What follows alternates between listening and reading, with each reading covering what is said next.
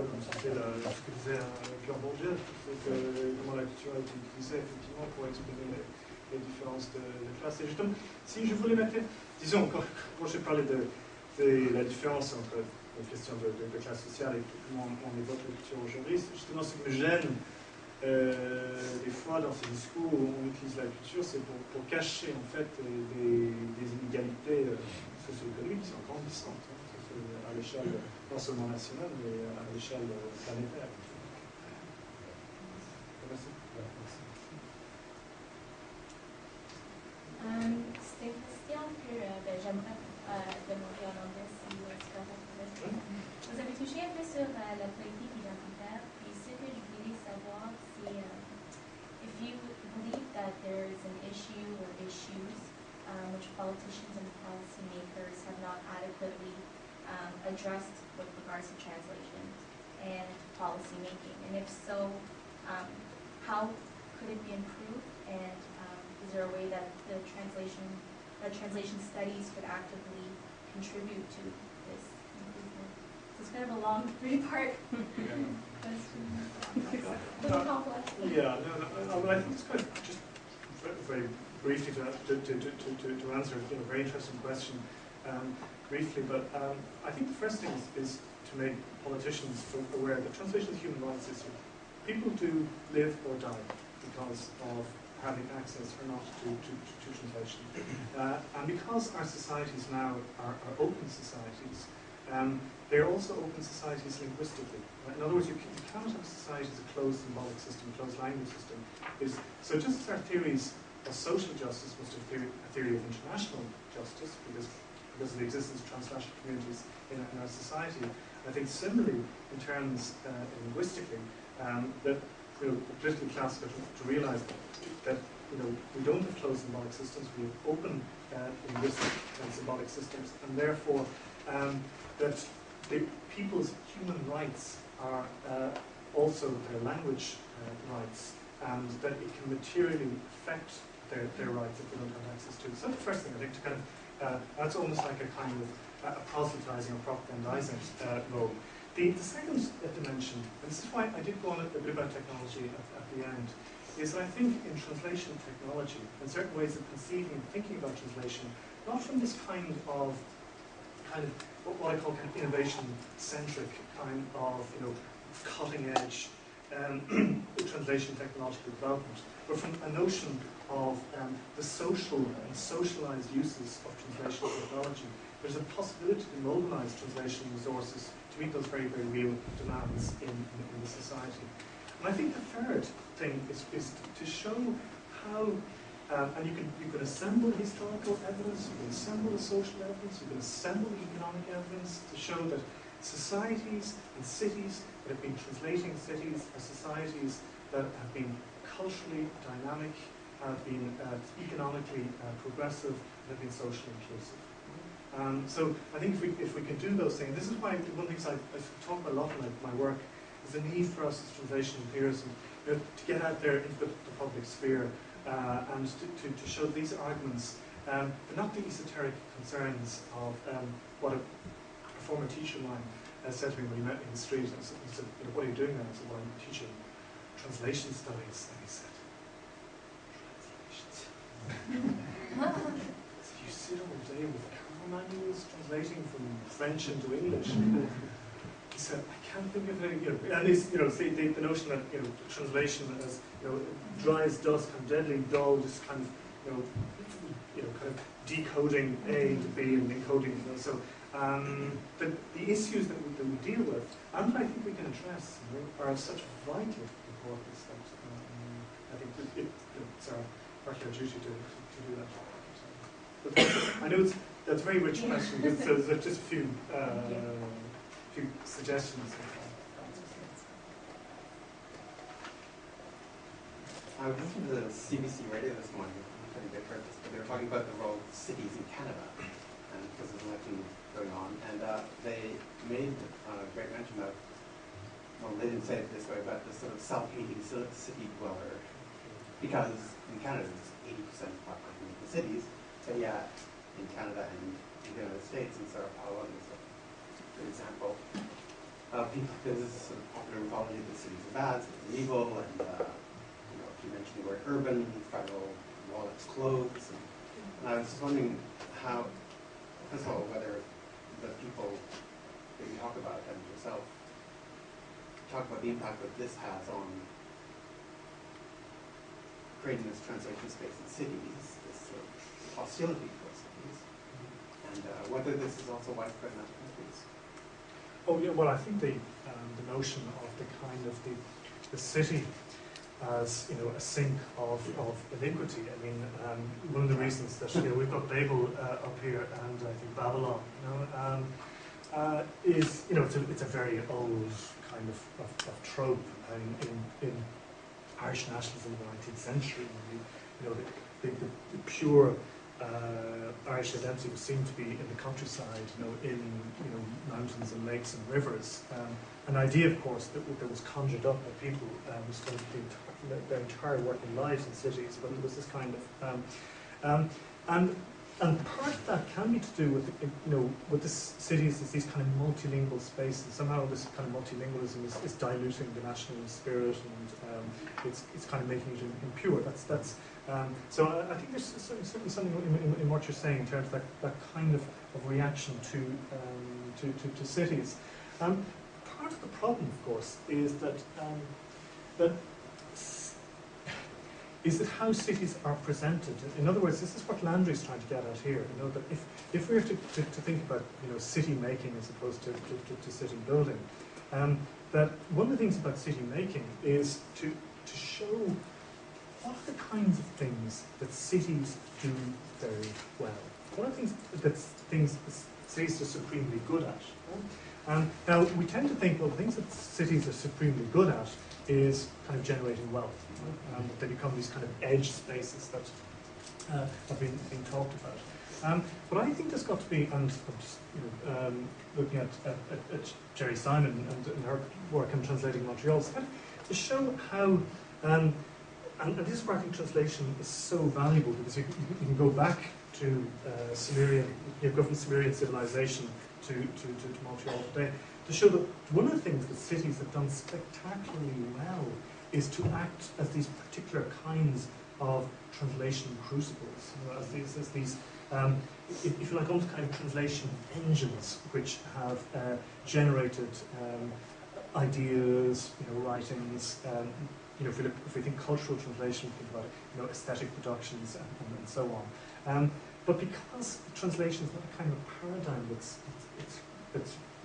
you can read lots of literature on the sociology of cities. You can read lots of literature about urban anthropology. You can read a lot of sociolinguistics, and you will not come across the word translation. Right? The translation becomes strangely kind of absent in a lot of things. Whereas I think translation is a very interesting and useful way to think about cities, to try and get away from something that you very rightly put your finger on, that kind of hostility to cities.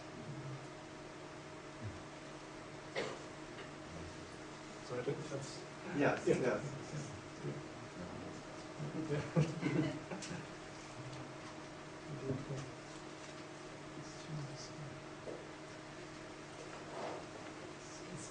Parler de la globalisation, et c'est sûr qu'avec la technologie, ça avance tellement rapidement, et comme vous dites, on communique entre nous de plus en plus facilement. Est-ce que vous prévoyez une sorte d'homogénéisation des langues en futur? Comme ça, on parlait de l'anglais, Oui. du gaélique, de l'anglais, du français. Et ça fait que l'anglais is overpowering, some people, it seems to And is that a positive or negative thing? Est-ce que, parce que le problème c'est que la question, est-ce que la technologie ça favorise la domination de telle ou telle langue? Je parlais plus de la globalisation en général, mais c'est sûr que la technologie ça Bah, disons, ce qui me frappe avec cette histoire de globalisation, de mondialisation, Et c'est un peu, disons, ce livre que j'avais fait il y a quelques années. J'essaie de répondre à cette question. Est-ce que la mondialisation, ça en est l'omniprésence, la domination d'une langue, l'anglais? Et quand même, une chose qui m'a beaucoup frappé, c'est que quand j'ai commencé à me pencher sur la question, et je commençais à regarder un petit peu les statistiques, c'était la croissance exponentielle de la traduction. Comme, disons, ces phénomènes de mondialisation. Et ce n'est pas seulement parce qu'après, je me suis dit, bon, évidemment, il y a la croissance exponentielle de la traduction, parce qu'en fait, il y a tous ces produits en anglais, et puis on traduit vers les autres langues. Il y a assez peu qui va vers l'anglais.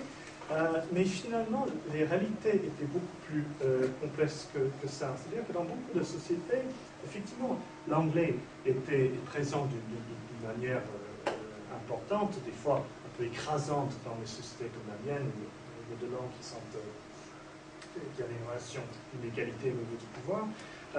Mais en fait, dans beaucoup de sociétés, elles étaient déjà polyglottes, elles étaient déjà multilingues. Donc en fait, l'anglais avait un certain pouvoir, une certaine position.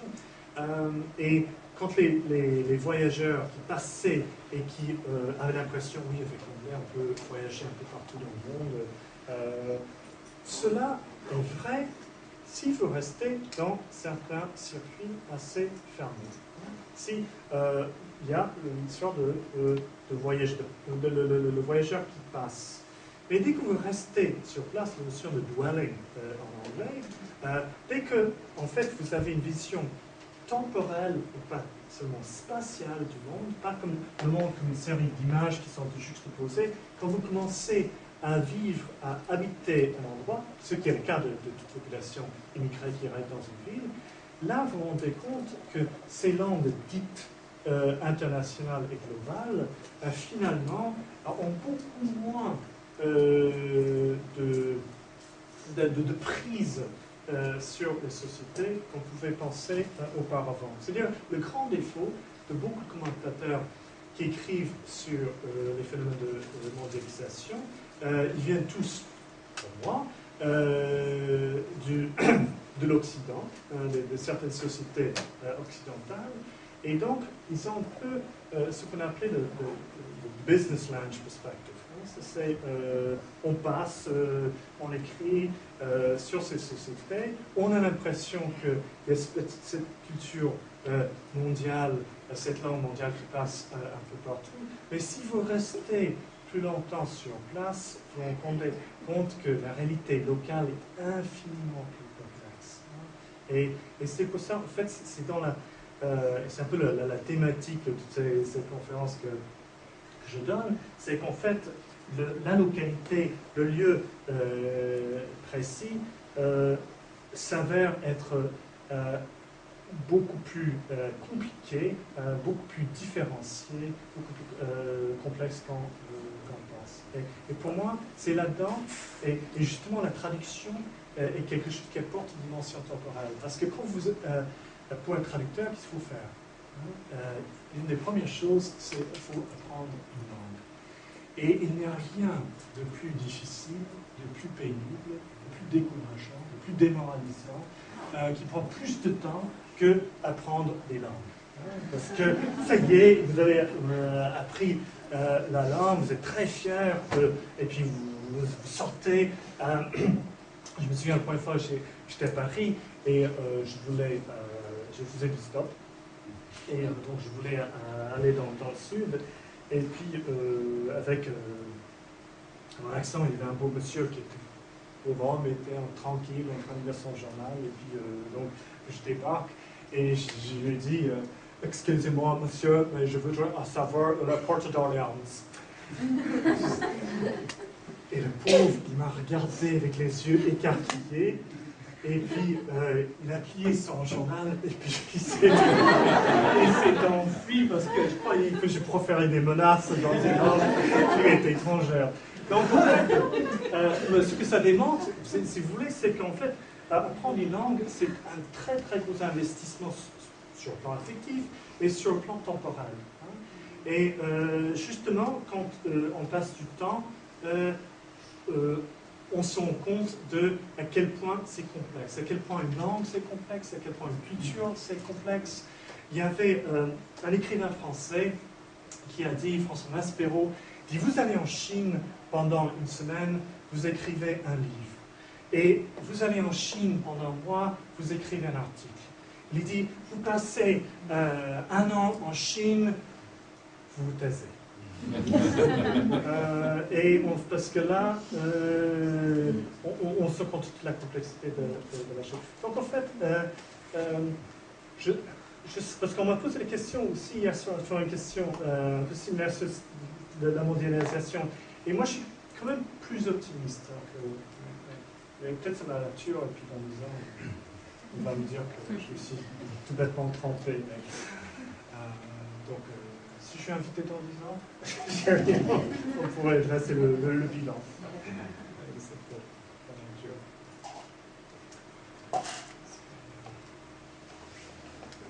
J'encourage les étudiants dans mon cours sur Montréal de réfléchir un petit peu. Montréal, ville de traduction, s'il y a des choses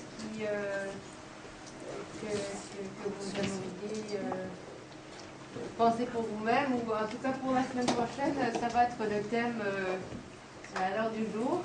Ça va être de penser la ville de Montréal, la perspective d'une ville en traduction et comment. Bon, alors s'il y a d'autres questions, quand même, on a encore le temps, mais sinon, il me reste à remercier très chaleureusement Michael Cronin